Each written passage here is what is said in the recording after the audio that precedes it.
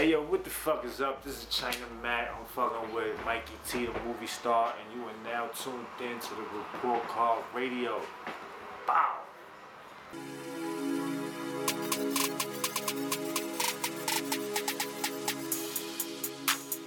So yo, China Mac, thanks for taking the time to speak with me today. What's up, man? What's up? How you doing, brother? It's good to have you back out here in the game, man. What's new with you? It's good to be back. I mean, everything new. Just trying to, you know what I mean? Just trying to make this shit happen. Trying to turn my dreams into reality, you know? Tell me about the new I was record. asking you, where did the name of the label Red Money actually come from? Yeah, so red money, I mean, in all Asian cultures, red is a prominent color, you know what I mean? And in our culture, Chinese culture, you know, on Chinese New Year Day, we all wear red. Everybody wears red. It's the lucky color. And for luck, we put brand new money in a red envelope, and we give it to, you know, the kids and everybody else that we want to bring luck upon. You know what I mean? So when I figured it, I was like red money because it's like, you know, red is the color. It was like a more cultural thing, you know what I mean? But it also sounds tough at the same time.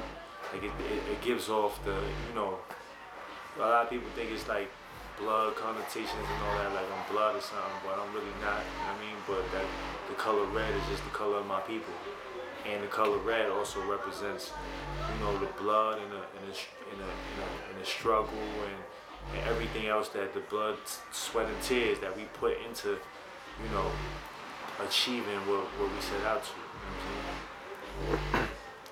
So yo, there's been a few different Asian artists in the game. You know, you got South Star, you got Jin, but how do you feel that the Asian culture has been represented in hip hop? I think the Asian culture in hip hop is big as fuck right now. It's actually like, it's not big as fuck, but it is there, and it's really like, and it's coming from a place where nobody even thinks that it will come from. You know what I'm saying? It's actually coming from overseas. You know what I'm saying? It's, you know, these kids that are popping right now. I mean, you said Jin, you said South Star. You know, that's like, they never really pop like that either. You know what I'm saying? But you got these kids right now that's Rich Chigga. You got these kids, the Higher Brothers. You got Spence Shatta. You got a few dudes out there right now that's really like making waves, like, you know what I'm saying? And I think before, the world just wasn't ready to see an Asian rapper really be successful, like to really accept it. You know what I'm saying? I just don't think the world was ready, and everything happens when it's ready to. You know what I mean? You can try all you want, but if it's just not ready, then it's not gonna happen. You know what I'm saying? And then like 5 years, 10 years later, somebody that's, you know, that's doing the same thing you did 10 years ago gets to blow the fuck up because it was just ready for that at that time. You know what I'm saying? So right now, I think the world is much more ready for that than 10 years ago. You know what I'm saying? And I think we're gonna see a lot more of it. It's gonna pop. You know what I mean? There's gonna be a lot more artists, Asian artists that's coming up and bringing their own different swag and style to it, and really like just make it popular. So you know, everybody knows your story. You know, from the several interviews and, you know, projects that you've released. But what do you plan on doing to set yourself apart from the other crop of talent that's already come out, like to make your name even bigger? Well, just work hard. You know what I mean? Work hard, keep an open mind, and be flexible. You know what I'm saying? Just, you know, cause dudes and you know, I feel I have an advantage over a lot of people is because I'm flexible. Like, I'll be rapping and I'm spitting hard bars, but I could also do other things too, you know what I'm saying? Like, and I don't just focus on one thing and one way to deliver it. I focus on 10 different things and different ways to deliver it. You know what I'm saying? And that just makes my presence so much more stronger.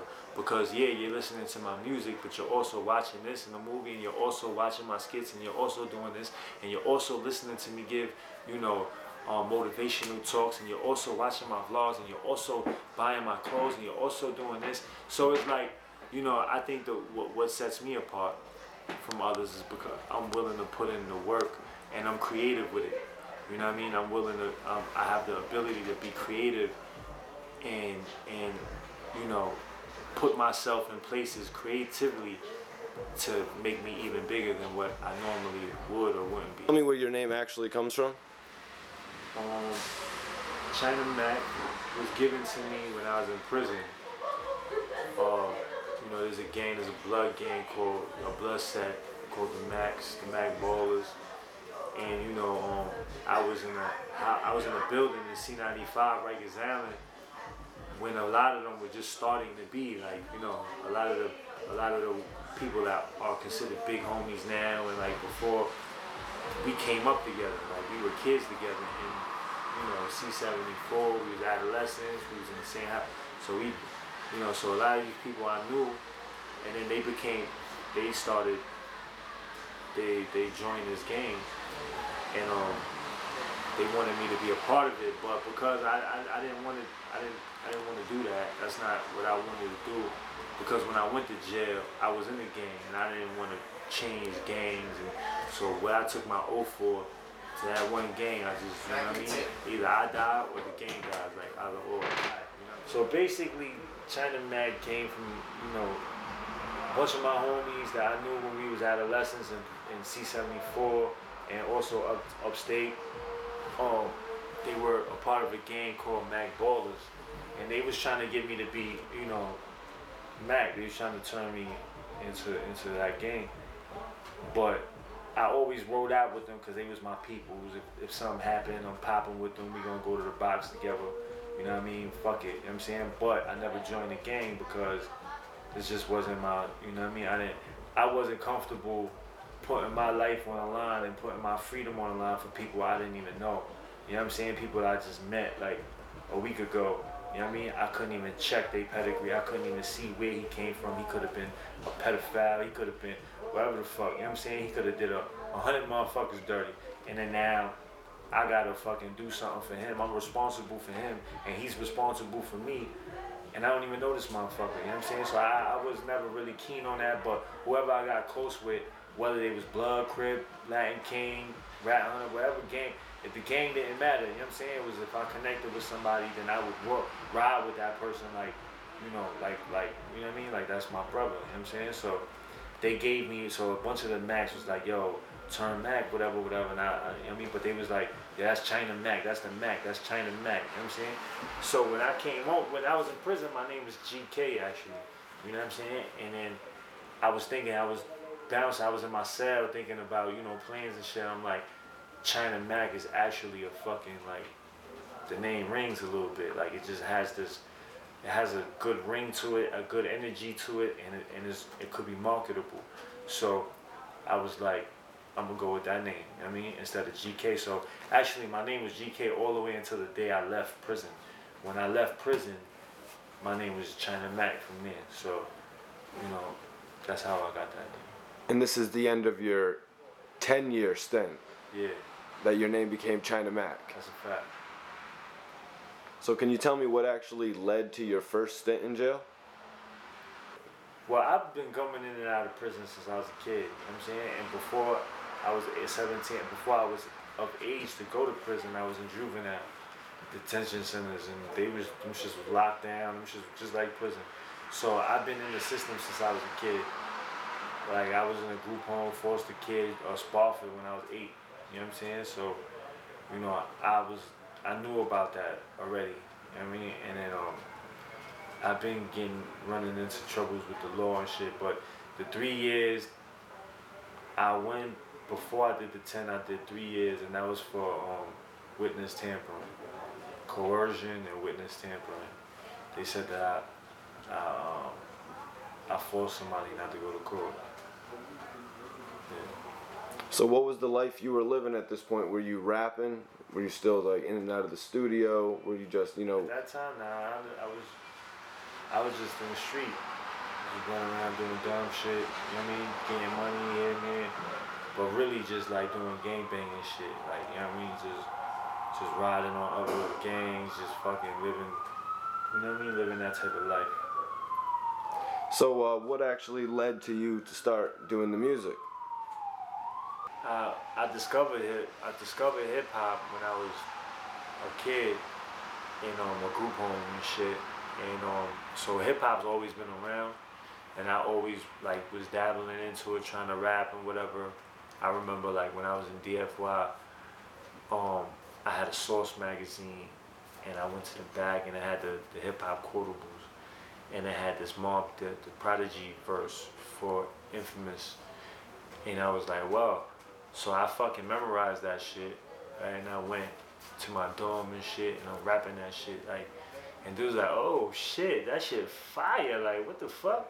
You know what I'm saying? And then they heard the song on the radio, and they're like, oh, hold up. You know what I'm saying? Like, you know, they was like, yo, this ain't you spitting this shit. But from that, around that time, I was like, yo, I wanted to start rapping, so from there I started writing. And then little by little, I just started getting better and better at it. And then, so it was really a prison thing. When I was in prison, I started rapping with everybody. You know what I mean? We had ciphers. I jumped in the cipher. And every time, like, after a while, I started seeing, like, the response I was getting.